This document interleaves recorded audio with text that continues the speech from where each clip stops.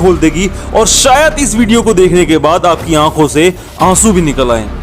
ये बात लॉकडाउन से 4 महीने पहले की है। मैंने जिम ज्वाइन किया जिससे मैं फिट रह सकूं। तो मैंने पता किया कि आसपास में कोई जिम है जहां पर अच्छी तरह से बताया जाता हो कि किस तरह से और किस पार्ट पर फोकस करने से आपकी फिजिक ठीक रहेगी।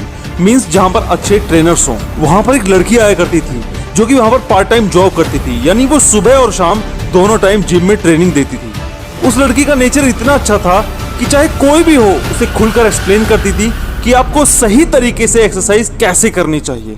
कुछ दिनों बाद मुझे पता चला कि वो लड़की जो जिम में ट्रेनर थी वो मेरी सिस्टर की एक फ्रेंड थी। एक दिन दोपहर में मैं मार्केट से कुछ सामान लेकर घर जा रहा था तो मैंने उस लड़की को एक ठेले पर पूरी सब्जी बेचते देखा। मुझे कुछ समझ नहीं आया तो मैं घर गया और मैंने अपनी सिस्टर से उस लड़की के बारे में पूछा। तब मुझे असलियत का पता चला। उस बंदी के जितना मैंने आज तक किसी लड़की को हार्ड वर्किंग नहीं देखा था। मेरी सिस्टर ने बताया कि उसका ड्रीम है अपना एक जिम ओपन करना, बट उसके पास फंड्स ना होने के कारण जैसे तैसे वो अपना और अपने परिवार का गुजारा चला रही है। उसका शेड्यूल सुनकर आप दंग रह जाओगे।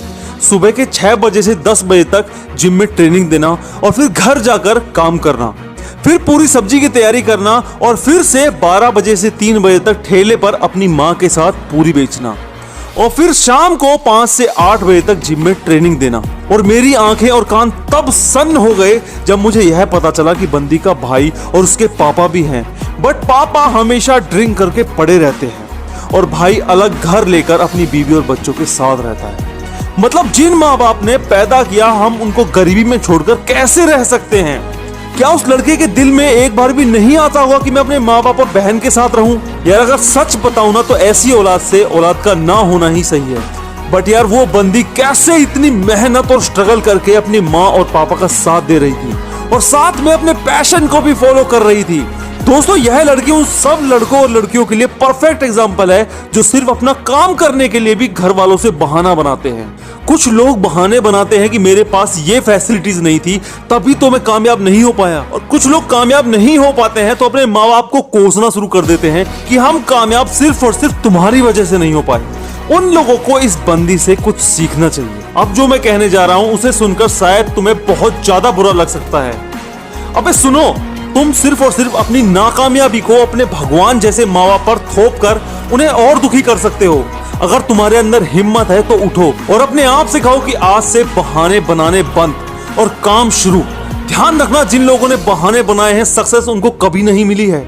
जिन लोगों ने सिर्फ और सिर्फ सपने देखे हैं और उन पर बहानों का पर्दा डाल दिया उनको सिर्फ और सिर्फ उनके घर में ही जाना जाता है। लेकिन जिन्होंने सपने देखे और उन पर एक्शन लिया आज उनको पूरी दुनिया जानती है। आज से ही अपने घर की किसी दीवार पर लिख दो कि आने वाली इस तारीख तक मैं अपने नाम से जाना जाऊंगा, अपने मम्मी पापा के नाम से नहीं। और अगर ऐसा नहीं कर सकते तो मेरे इस चैनल को अभी अनसब्सक्राइब कर देना, बिकॉज मैं जिंदा लोगों को मोटिवेट कर सकता हूं, लेकिन जिनका जमीर, जिनकी अंतरात्मा आलसपन में जाकर सो चुकी है उनको मैं तो क्या भगवान भी कामयाब नहीं कर सकता। वीडियो अगर दिल को छू गई हो तो एक शेयर दिल से कर देना, और अगर नए हो और भी मोटिवेशन से भरी वीडियोस देखना चाहते हो तो चैनल को अभी सब्सक्राइब करके मोटिवेशन की नोटिफिकेशन भी ऑन कर लेना। मैं मिलूंगा आपसे नेक्स्ट वीडियो में। It's Hemraj motivation signing off.